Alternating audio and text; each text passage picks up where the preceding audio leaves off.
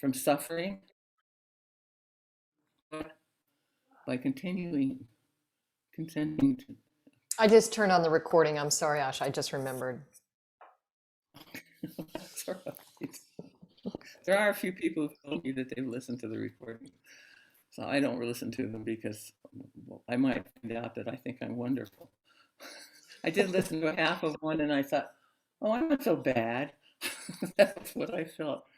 And I just found out that more people know about who I am than I know about who they are. And I apologize if you're one of those people because at least I've had experience after I had this operation on my brain that um, everybody, every human on this planet, every animal on this planet, everybody is okay. There's nobody to be mad at. We can wish that things can change in individuals if they want it to, but some people don't even want to change. Oh, there's somebody else named Asha. Asha B. Hi, Asha B. Hi, Asha. Here's a big hug. Beautiful to see you. So, what are we going to do today, dear Well, reader? I will take us back to the picture that's from your 40-day retreat, um, and I'll do a little reading, and then where we're going to land today, Asha G, is with Lama. But I want to just get to. It'll take me just a moment here to.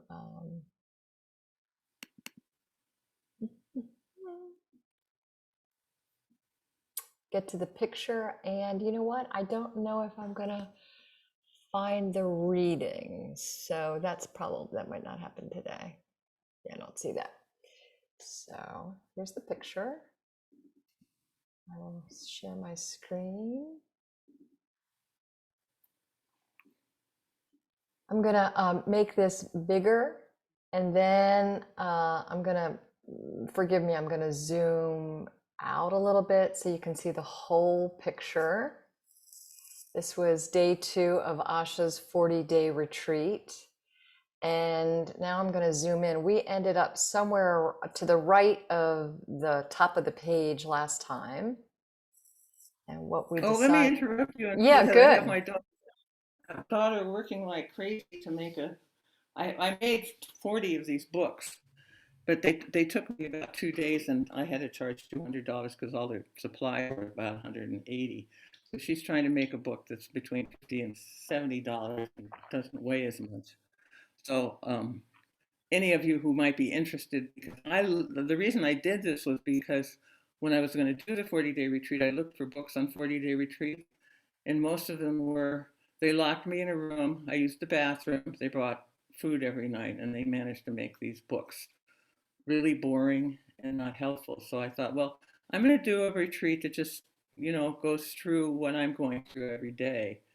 And so, because I haven't ever found any others that are like that, that's why I did it. So I'm trying to get this thing published, so it'll cost 50 or to $70 only instead of 200.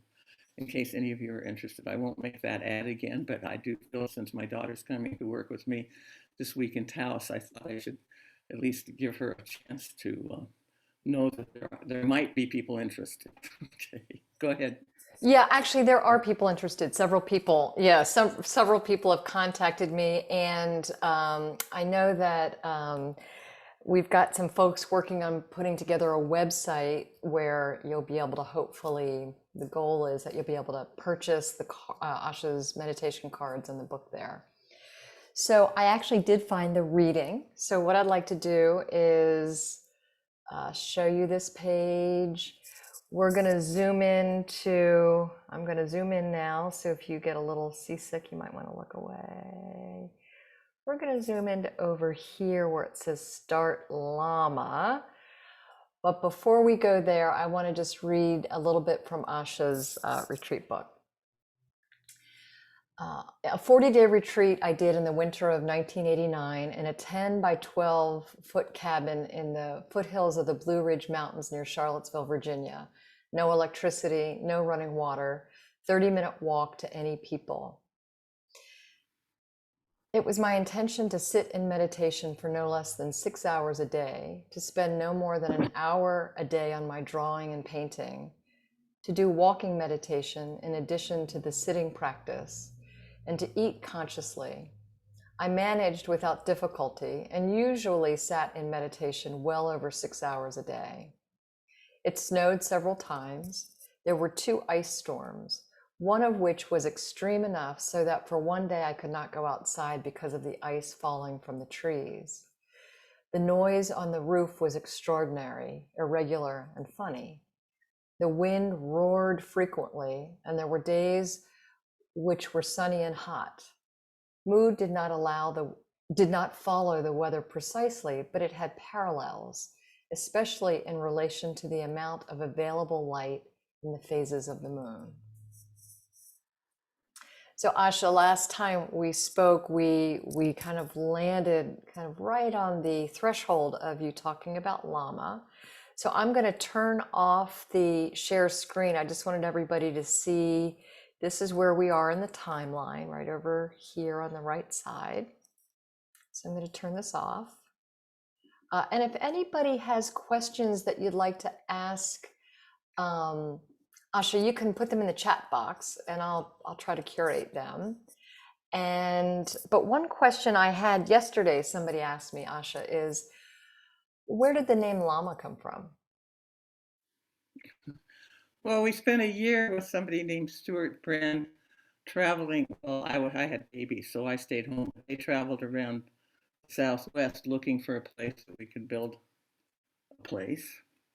And it turned out that we found a place near where we were staying, which was in the Nambe Pueblo. The Nambe Pueblo had rented us a house in their Pueblo. It's now become a much, all the Indian places have grown a lot. I think the population has grown, the amount of money because of casinos and the fact that we had aggressive politics about indigenous people. There were enough smart people who became lawyers who then made it legal for them to take their own territories and put money-making casinos on them. Not everybody by any means, but enough to get it. So a lot of the pueblos really did well, and the aggressiveness of these guys who became lawyers, got them some rights. So those rights are growing. Anyway, now I've forgotten where I was at. This is a problem with my Well, I diminishing. asked you how Lama got its name, and you started to talk about Oh, how, yeah. so we looked all over the place, and then landed with driving around north of where we were living, above Taos, and we found a piece of land, and there was a sign that said Lama, not on the road, not heard of, but there was a little lake, and it said Lama, and there was a church there with 2 angels in it. And so we drove to the first house that was nearest to it and asked the guy there, and he knew somebody who had some acreage, and that acreage didn't work out. I mean, it's hard to know how fast to make the stories, but eventually it turned out that an artist friend of ours, because we liked the area up at what was called Lama, that there was a piece of land that we could buy, and it was half the price. The first piece was $40,000 and 100 acres, and the second piece was $20,000, and it had a spring. Now the spring was filled with cow manure because the whole government was allowing cows to move freely through the forest and pretty much wreck it in a lot of ways. But it certainly was wrecking the spring. So it turns out I was the one who cleaned out the spring. Somebody reminded me of it. I had forgotten it. But the 2 men who were with me starting this thing didn't want to get into a dirty pond to clean all the poop out and get it open enough to use to make a clean water supply. So I think I spent two weeks doing it, and one of the men finally joined me. Thank God, because he was small. So that's why it's called Lama, is because the church was called Lama. Thank you. Was that too? No, that was great. Some people, in fact, my friend Caverly said to me the other day, "Oh, I just assumed it was Tibetan. It was a Tibetan like Well, monastery because of the name." I'm sure there was no question for me or for my husband, who, you know, or for Jonathan Altman also, that Lama was a great name for it, for what we were starting, because that, this was in the 70s. It was actually in 1967, and we had all started thinking about other vocabularies for what the mystery of reality truly is. And so Tibetan Buddhism was one of them, and Lama, for us, it wasn't so clear. There were lamas, but the word Lama had that kind of poke, because also the Tibetans who had left China had filled stores with really cheap, beautiful religious art. So anybody who liked religious art liked Lama, the word Lama, and anybody who liked the opening of the idea of Tibet, because so many Tibetans had come into India, and so it was public.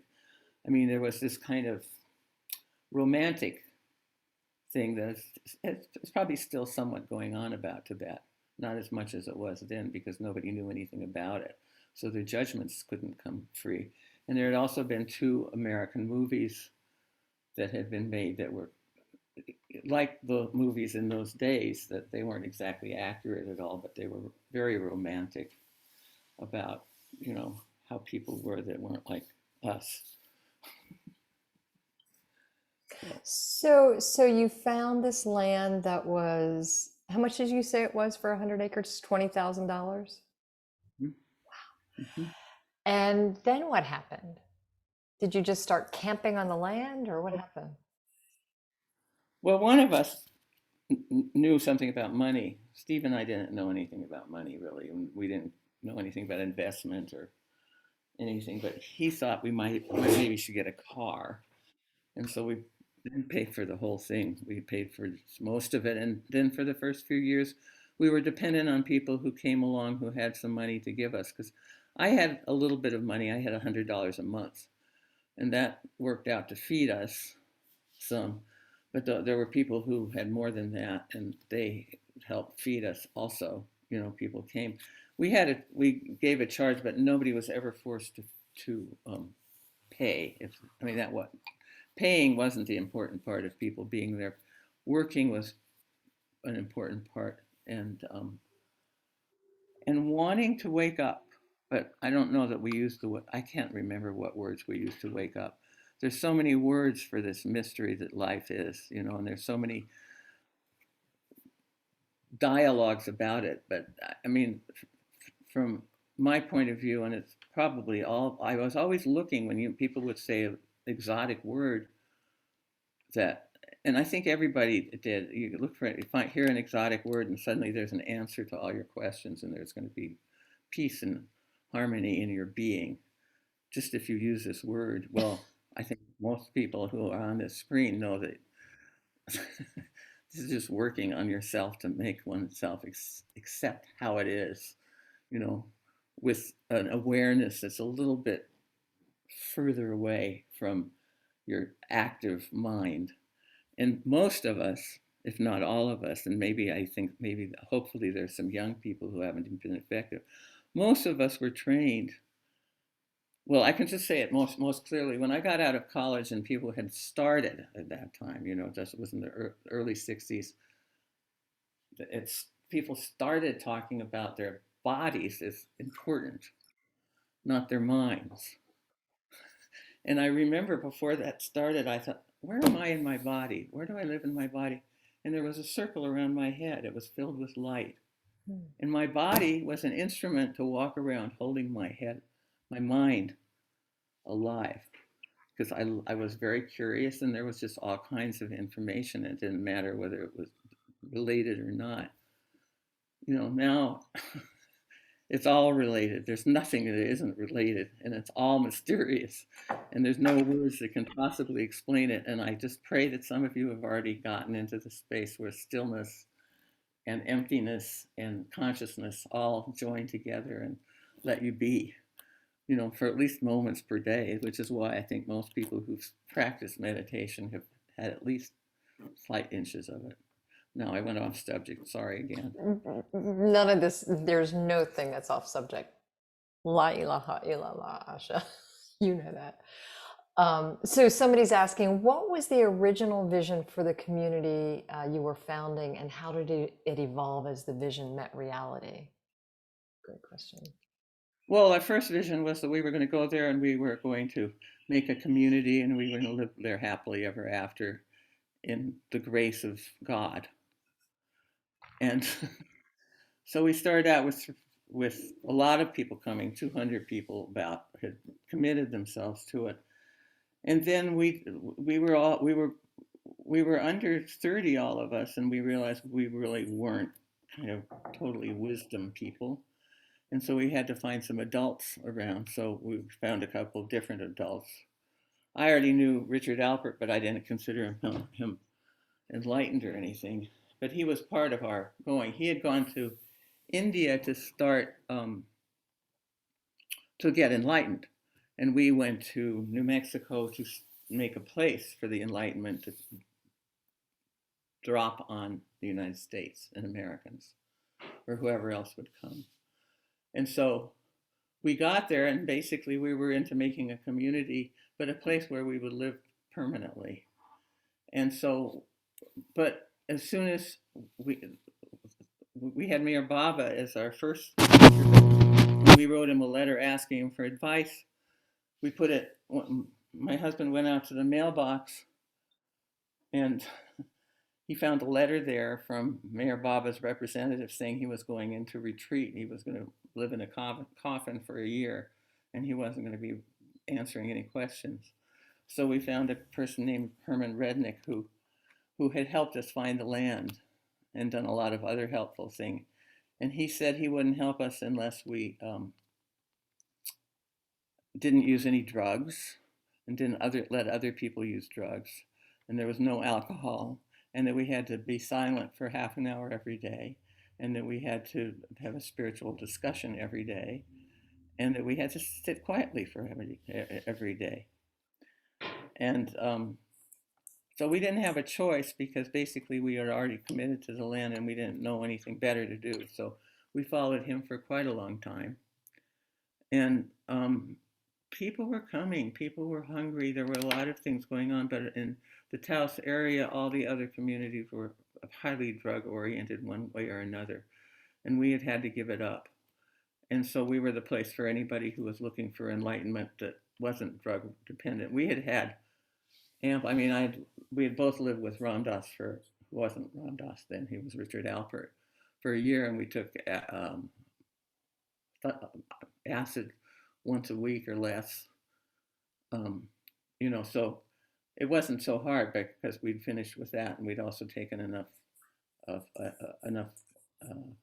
marijuana to realize that what we were after was touched upon but not complete, and we needed a stricter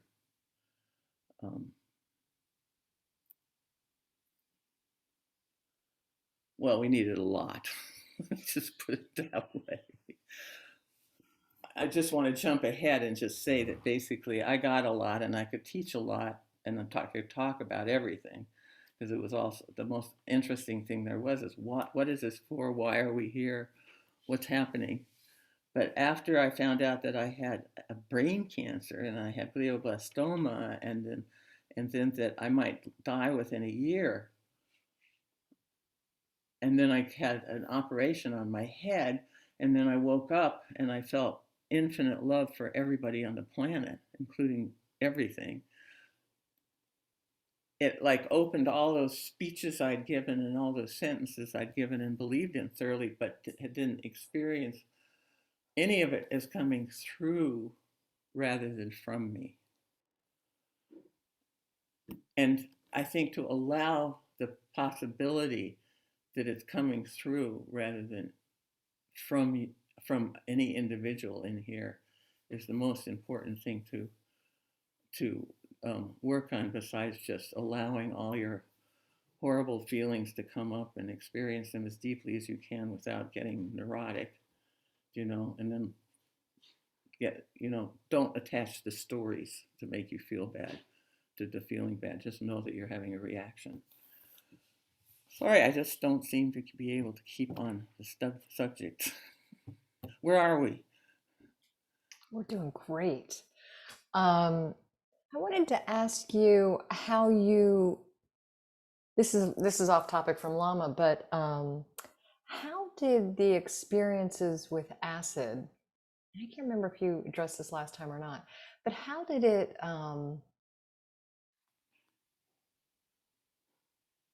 how did it support your spiritual growth? Like, what was it about that that was useful? Well, I grew up in Los Angeles, which is probably the most uncultured place in the world. And so, but I grew up in an elite reality that was completely separate from everybody else in Los Angeles. I mean, Los Angeles probably has 150 different tribes of people. We're all intermingled, but there's no basic place. And uh, and so when I went to Stanford, my head got very caught in facts and figures, in mind, in clarity. And this is real, and this is real, and this is real. And you know what? Everything that was real was a noun. Well, there is no such thing as a noun. There is nothing that isn't in. Your cheeks right now are being affected by the air. They're affected by what's going on in your tongue.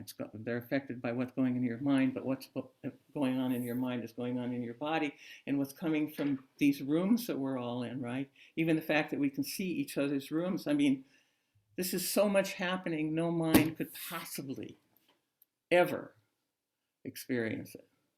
And yet we were told when we were young that you could know it all, or as Ram Dass said when I asked him, what do you think omniscience is? And he said, well, knowing everything. And then he held still for a little while and he said, being a know-it-all.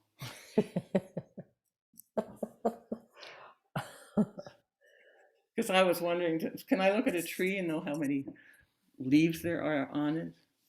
I mean, there's no such thing as knowing everything. You look at this, what the scientists are doing, they're just going to the, when they gave me radiance or radiation, I found out that what they were shooting at me was photons. Photons, that's light. That's every bit of everything that we're seeing, wherever you are sitting or wherever you are, that there's photons coming from every direction, bouncing everywhere. So I felt, well, God, I'm getting photons every day for, 3 weeks. Wow, that seems so cool. So that's how I got radiance out of radiation. It was really fun. So I don't know what you asked me. I'm not remembering things. I don't know. There's no I don't past and know. there's no future. Right. In my reality, there's no past and there's no future, and I'm living pretty much in the future, unless I have to be reasonable. Did you say you're living pretty much in the future? No, I'm Oh, not. not in the I future. probably said it wrong. I do a lot of stuff wrong now.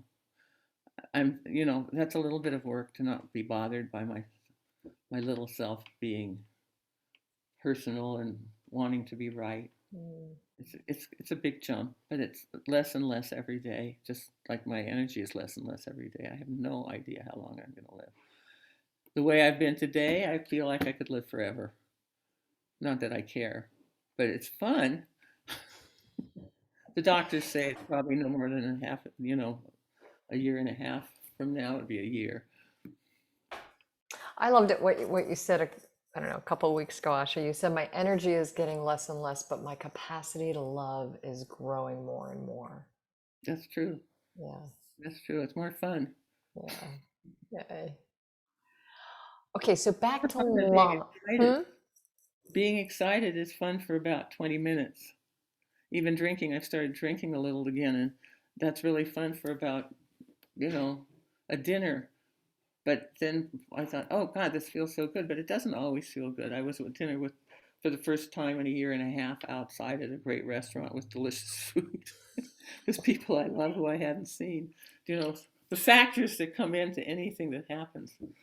So the deepest teaching now that's the hardest to go on is to feel the sensations of emotions, and to drop the emotions, and to drop the stories, so that you have to get in tune with your heart behind your sternum to do it. But if you can learn to just look at the sensations and let them grow as much as they can, even if they hurt, and don't confuse them with illness, but that basically then you're not afraid of stuff anymore so much. I mean, if you're a fearful person, it's really important to stop being fearful. Just stop being fearful. Why don't we stop for a moment and feel? Oh, yeah, feel. Put your finger up here. Let the rest of your hand come down to here onto your sternum, and see if you can find the sensations that exist there behind your sternum.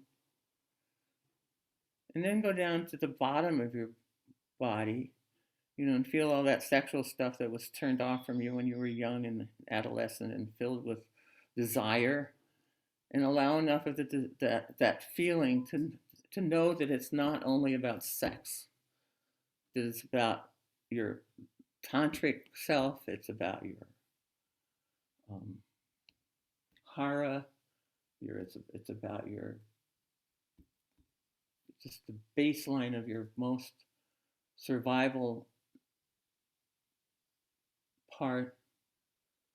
It comes from where you start, the area where you started, where your mom and dad's sperm and egg connected, and feel that energy down there in your belly, and let it just come up to this, into your heart and into this area behind your sternum. And then take another breath in and take it up to the crown of your head. And then just feel your whole body as much as you can. I mean, most of us, I think, learned that our fascia was one organ. What a thing that is. And it goes all over your body, all over all your muscles, everything. And it's got all the nerves in it. So you can turn your whole body on. And then it goes off. The phone rings, you have to pee, you have to eat something, and then you get up and somebody talks to you, but you can stay in here for a long time. And then as long as you learn to stay in here and stay in here, then things can happen, and you don't always have to be the smartest person in the world, or the most glamorous person in the world, or the most interesting person in the world, or even interesting at all. You're just like another being.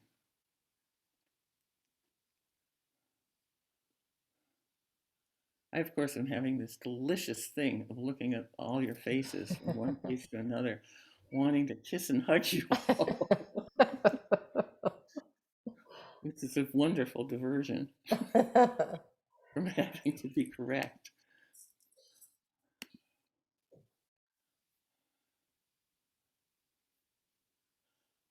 So the point is to stop, particularly when you're having a feeling that's painful. Stop completely, stop your mind, particularly from having the revenge feelings, or the I hate feelings, or I hurt feelings, and just notice that. Take off the interpretation in those words and feel the sensations that you're having in your body, and see how your body is doing things that it started doing when humans were just developing. And now, I mean, if somebody looks at, like, I find I've worked really hard to keep a smile on my face, because if I relax, I look like this. Well, I know if I look at somebody sensitive like this, they think I hate them, because we have been taught that this surrender look makes us friendly. And it does, but it also leaves out most of our lives, because these deep feelings and these pains we go through, they're happening. I mean, you look at the whole world, what's happening now. You have to look at it if you're going to be a human being on this planet who's awake. You can't just close the door and say, I'm not going to look at it, unless you really feel like it's going to make your life totally miserably. But if you can open up to it, then basically you can offer yourself to people without fear. and without judgment, and without increasing the negative qualities in the world. And that has to happen through your learning how to love yourself. So, how Yeah. to learn to love yourself without resenting yourself and without resenting a world that demands more of you than any human being can possibly come up with. We're all exactly the same, really. You know, we live our lives as though we're all really different, but there's, we have enlightened people and we have criminal people. They're a lot more the same than they are different. Probably 90% more the same than different. And that 10% different has to do with how we've been reared and our genetics, but most of it has to do with like our bodies and where we live and what the community is. So that's a good reason for encouraging your friendliness. Asha, I recently listened to a Brene Brown podcast. She's somebody who works a lot in the world of like organizational development and kind of the world that I work in.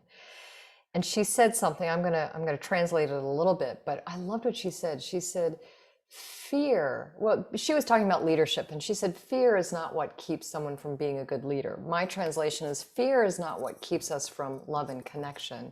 It's the armoring that we put on to protect that little vulnerable part of ourselves. So, how can we soften the armoring? I think over and over and over again. And so, maybe the fear doesn't go away, but we can lay down the armor. Yeah. So I see a couple people, maybe it's Aisha has her hand raised. Aisha, you want to ask your question?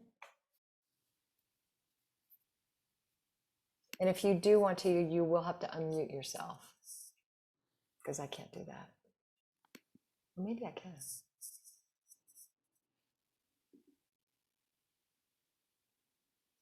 So when there's these moments, anytime in your life, rather than waiting, the thing to do is to check out your body, check out what you're feeling, where you are in the world.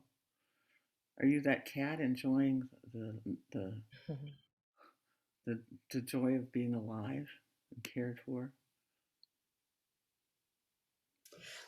Asha, while Aisha is, oh, there, I think you got unmuted. It actually was not I am Ayesha, but it wasn't me. Oh, It wasn't Ayesha Henning. Oh, I think there's another Ayesha here. Okay. Thank you. Goodrich? There's my Aisha Goodrich. Well, anyway. Yes, right. Oh, This is Aisha, and I'm afraid that I have to bow out. It was so lovely to spend a little time with you, but I have appointments the rest of the afternoon. Okay. thanks for being here. So this is Aisha, that's Ayesha. Thank you. Thank you, Aisha. So Asha, some people are asking about your time and your plans. Do you know how long you'll be in Taos, and might you be going to Lama, and might you be going to California? These are all questions that are coming in. Well, I have two bosses plus my children. And so I'm letting them make decisions, because what happens is that I start talking with somebody and then I maybe talk 45 minutes or an hour, and then I have to take a nap for a couple of hours. Whereas if I just don't get into that deep wrap thing, so we're trying to make things orderly. So I'm going to be in Taos, the Taos area, Lama and below Lama, and Taos probably till the 19th, the 18th or the 19th, and then I'm flying back to Virginia to have another test to see whether this new thing that's growing is growing fast or not, and how fast, so I can get some other estimate. And then I'll see how I feel. Traveling is tiring, and talking is tiring, and but life is joyful as long as I'm not pushed further than I can go. Yeah, So we're trying not to make plans, because I never know how I'm going to feel. Good. But I'm certainly appreciative of those of you who are showing your faces here so I can love you and just say a provincial goodbye in the sense that if I don't see you again, that I love you. That's basically why I came to Taos, was because there are a lot of people here who I care about, and I'm hoping to be able to come to California. Um, so that's how it is. But if I can't say goodbye any other way, I certainly would be happy to say goodbye. But I'm not dying right now, and I'm sure I have at least 2 or 3 more months to live. I have no idea. Maybe you just stop that head shaking. So Asha, Llama, back to Llama. There have been a lot of people or teachers who have come through Llama. I remember one time you kind of mentioned offhandedly that Pema Chodron was there. I think she had just gotten a divorce and she showed Her up, name was and Deirdre. Deirdre was her name. Yes, and she was a fantastic cleaner and worker and community person. One of the best people who ever came. I was distressed when she went up to join Trungpa. And who He else had was come there? down. I mean, he had come down to see us 2 or 3 times, right? And he liked it, but I'm sure he invited her because she was so good. Who else came through? Samuel Lewis. Oh my God, there were a lot of people. We were the only people around. Yeah. It'll take me a long time to remember, but Okay. a lot of people came to. Yeah. A lot of people came through. There were a lot of people that. I don't. I would have to wait for names. Yeah. Yeah. Because there were. Let's put it this way: that there were enough people who came to Lama that anybody who had been wide open could have become freed. Had they been wide open. There were a lot of people who were semi-wide open who also could have people make steps. The people who lived there were put always in the position of having to take responsibility, even if they didn't know how to. So that if you lived at Lama for long enough, then you were given responsibility either as a coordinator, but every 2 weeks, whoever was a spiritual director would have to do things in different. And we made the people who were at Lama, and I think this still happens, take responsibility for stuff they've never taken care of. So a lot of people who lived at Lama learned a lot of skills. I see a few of them right in front of me. Learned a lot of skills to put them in the world with better understanding of how impossible and how beautiful humans are. That you can't expect any human, the most clear of all of them. They're all like husbands and wives when you live in a community with people. I mean, it's like your best teachers. And I think, well, those of you who are married know that because it's a daily thing to put up with somebody else who you're not totally lined up with. And if you're totally lined up with them, then you're bored. So Um, I think you told me a story about one time when Samuel Lewis came and you were his chauffeur and you yeah. drove him around. And I have this image of a sofa out in the woods with naked pregnant women on it. Am I remembering that story correctly? Yes, you are. Will you tell it? Well, that's it.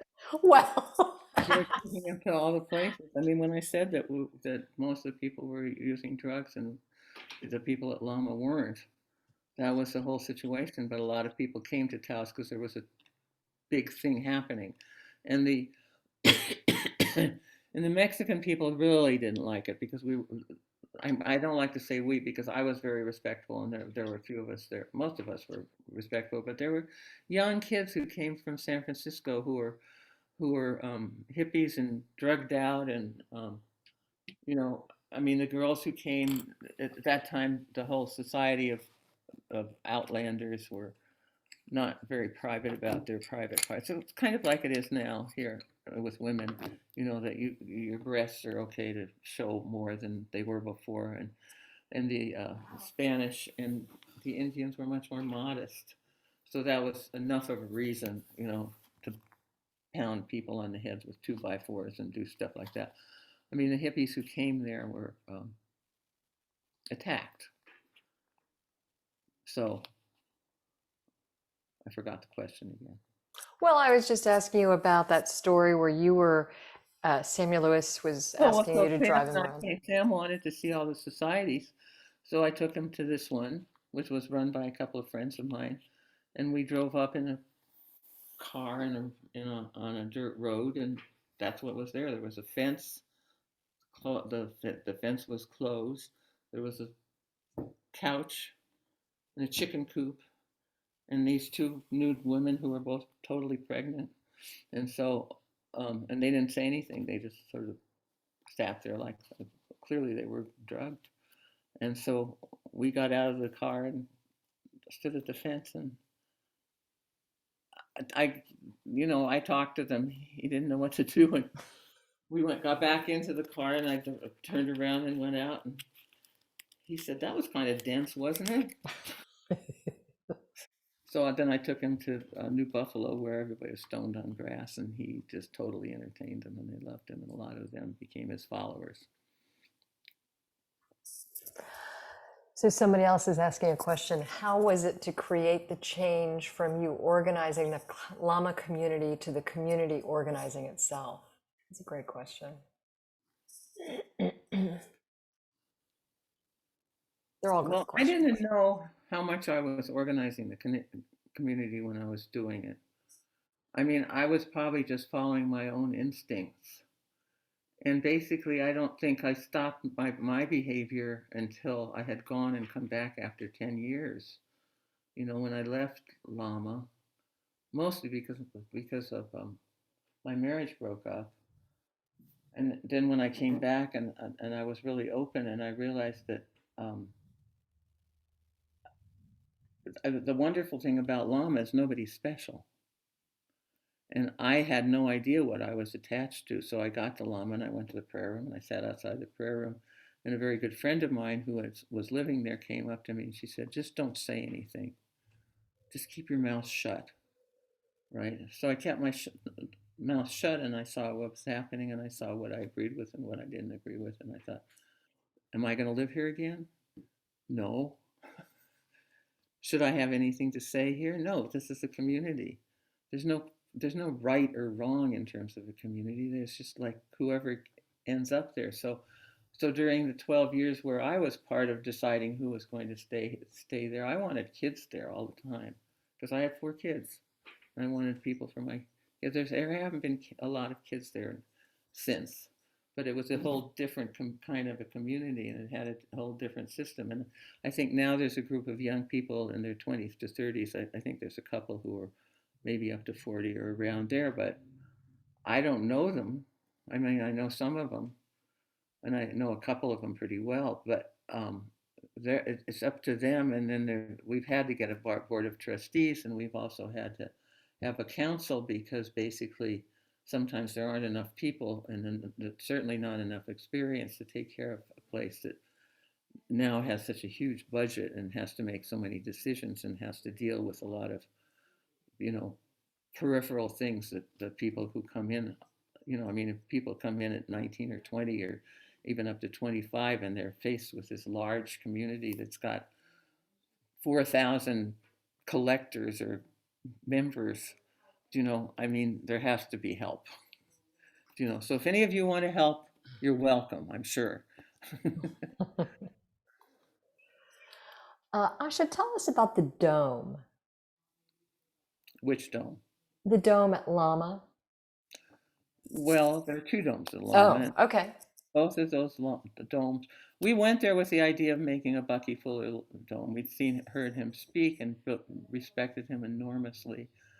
I mean, he's one of my big heroes, actually. He's done so many things for our whole society. But one of the things he did was he designed those. Somebody there probably knows what it is. Geodesic domes, I think. Yeah. Okay. Mhm. So we had a couple of playgrounds with those that people had given us, but we had been up at well, anyway, a architect from Santa Fe, Steve it's embarrassing to forget your words, especially proper pronouns. But I've forgotten all of your names probably one or two times when I was talking about you to somebody else. But anyway, this person had designed a dome.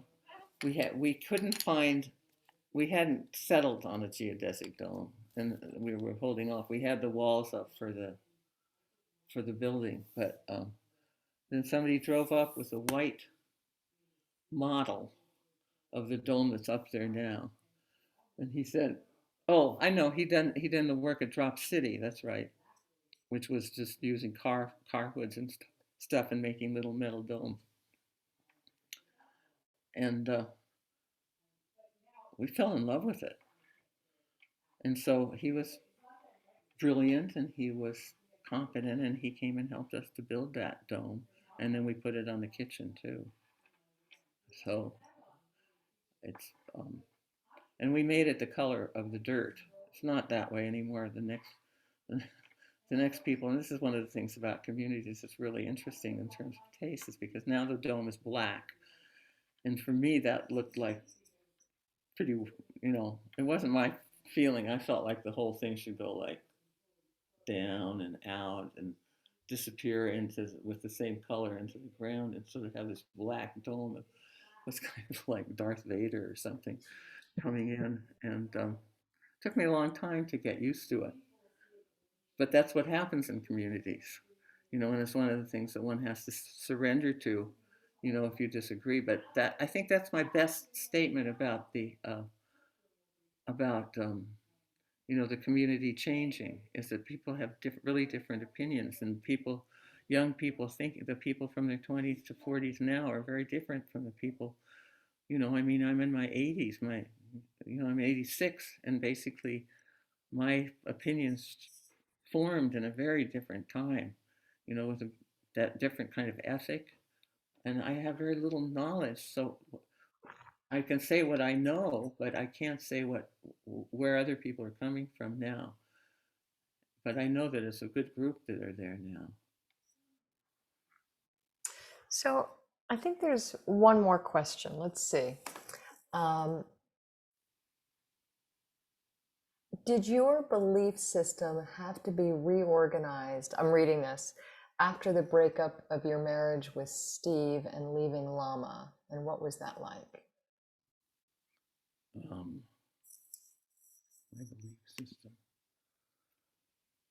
Well, I just told you about a change in my belief system. I believed in my belief system because nobody was particularly questioning it. Most of the people who questioned my belief system were mad at me. So when I feel somebody's mad at me, I don't really hear the subject. I just hear attack. So I warn everybody, if you're mad at somebody and you want to communicate, wait to take off the story, feel your feelings, accept your feelings, and then express your feelings. Because if you do it when you're mad, what happens is it's like, and I'm not even that sensitive, probably as 90% of you are, but it just comes in. If somebody's angry, they're going to attack you. And we know that a lot of the men, and the way the women have been taught to turn off their sexuality anyway from below the diaphragm, the men are trained in the same way to turn on their muscular strength to show it. So that slowly changes, and it's changing much more now. But I mean, changes in human behavior take hundreds of years. So we'll see. Most of us probably won't be alive when and if they get calm, if we reduce our population and stop wrecking the world. Okay, last question. Herman Rednick, what was his influence? His influence that's more than and what was his influence, and about him telling you not to use drugs, and tell us a little bit about Herman Rednick. Well, I think his recommendation to not use drugs was a really good idea, because basically the drug experience gives you an experience, but it doesn't necessarily stay in any kind of deep memory of the self or the being, nor does it necessarily do huge changes. I mean, what happened in terms of people changing as a result of the drug movement seems to me because enough people took drugs and reminded each other all the time of what had happened um, to them, and so that it became a cultural shift that has just happened, that has happened ever since. And now drugs are becoming legal again, so we'll see what happens in terms of people's escape from the difficulties of reality or getting addicted. I mean, there's the addiction problem that's happening too. All right, now the questions are pouring in because it's about time. Somebody would like you to share your story about becoming a Murshida. When I was at Lama, there were a few people who needed help, who needed somebody who was stable, and I was stable, and asked me to be their teacher. And I thought, well, I can stand up and hold anybody and care about them. There are people here who either I took on that way, or there are people or who took me on that way, whether I was aware of it or not. And I guess the compassion that I had was cultural as well as deeper. But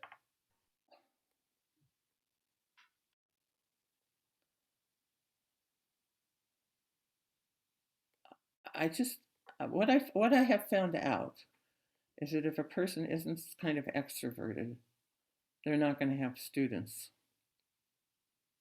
Was your question about students?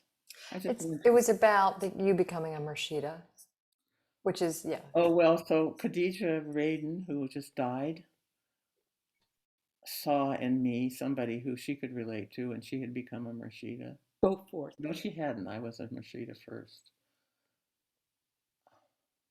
Somebody just said, Khadija, go forth. Yeah, but it wasn't Khadija go forth either. Oh. Thank you for correcting that, whoever the somebody was.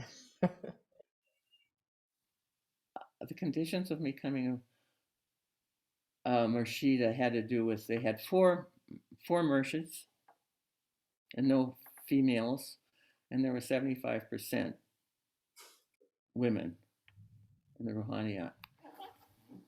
Well, I don't know whether I complained about it or not, but the four men who were Murshids then got together and they chose the most manly four women. That was my assumption. But because I had several students, oh no, I'd already become a sheikh. That's all right. I had four students, and I realized if I was going to take students, then I had to have some place in case something happened to me. And then I became a Murshida because it was probably Wali Ali who invited me. I had no reason not to.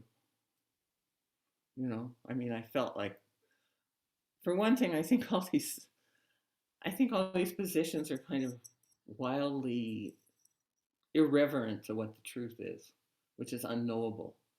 I mean, they're irreverent, but they're useful because what they make is nouns, and nouns give us a sense of security that the open system of the mystery is not just going on all the time.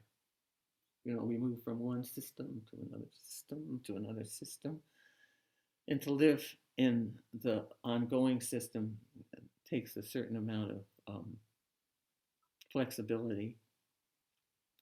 So the event of becoming a Murshid was hilarious because I had been told I was going to become a Murshid, and I was at a Mexico retreat, and a